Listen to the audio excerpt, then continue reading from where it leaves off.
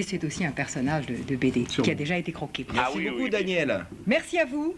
Notre dernier rendez-vous, eh bien, c'est un embarquement immédiat avec destination l'Égypte pour vous, avec Karine Ray et son invité. Bonsoir Karine. Bonsoir. Bonsoir. Alors, la semaine dernière, vous avez mis sur la voie. Antenne, exactement.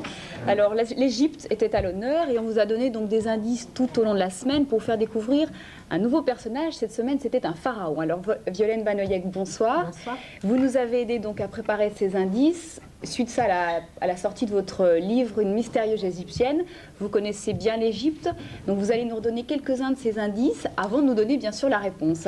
Eh bien, il y en avait un notamment qui était relativement facile puisqu'il avait trait au phare d'Alexandrie. On demandait quel pharaon avait donc construit le phare d'Alexandrie. Eh bien, donc c'est évidemment Ptolémée II Philadelphe. Bon, on sait qu'il est marié à sa sœur qui est Arsinoé, qui était aussi populaire que lui et qu'il appartenait à la dynastie des Lagides, c'est-à-dire donc cette dynastie qui a été créée à la mort d'Alexandre le Grand. Ça me rappelle C'était mon donc programme de 6e, ça. Voilà, donc une mystérieuse égyptienne. Pourquoi une nouvelle fois, pourquoi avoir choisi une nouvelle fois pour cadre l'Égypte ancienne, pour cadre de ce roman? Alors, d'abord parce que justement, contrairement à ce qu'a dit Martine, souvent on apprend à l'école l'Égypte de l'époque ramesside, c'est-à-dire des 18e et 19e dynasties. Et en fait, on va rarement jusqu'à l'époque des Ptolémées, c'est-à-dire celle du 3e siècle avant Jésus-Christ, qui mêle à la fois la civilisation grecque et la civilisation égyptienne. Donc, pour moi, c'est une période qui est extrêmement mal connue, qui est extrêmement riche justement parce que deux civilisations se fondent.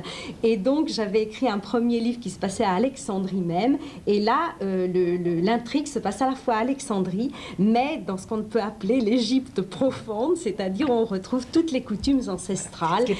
Ce qui est extraordinaire, c'est qu'il y a une véritable vogue des romans qui ont pour cadre cette Égypte antique. On regarde quelques images, on va déjà se mettre dans l'ambiance. Il y a 40 exemplaires de votre roman à gagner et une croisière à bord du Costa Marina.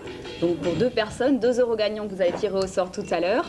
Donc une croisière qui va partir de Nice le 20 octobre prochain, du 20 au 31 octobre. Une croisière sur la Méditerranée. Alors on fera escale à Malte, en Égypte, on ira jusqu'en Israël, en Grèce, la Turquie et on terminera par l'Italie. Voilà, c'est une croisière qui est appelée Splendeur du Moyen-Orient. On comprendra facilement pourquoi. Voilà, une croisière, une balade de fil de l'eau. Au fil de l'eau, un voyage dans le temps.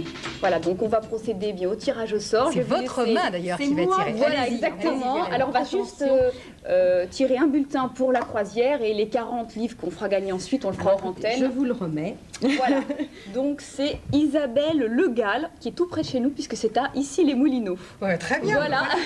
Elle vient C'est pas truqué. Hein. Nous avons notre huissier de justice présent sur le plateau. Comment le prénom de? C'est Isabelle Le Gall. Alors bravo Isabelle, Voilà. Vous pourrez partir avec le monsieur de votre choix ou la dame de votre choix, pourquoi pas. Et puis cette croisière sera certainement une croisière de rêve. Merci Violaine. Merci, hein. Et puis il y a également des livres à gagner. On rappelle le titre. Une mystérieuse égyptienne. Et nous on va plus partir, on va se quitter.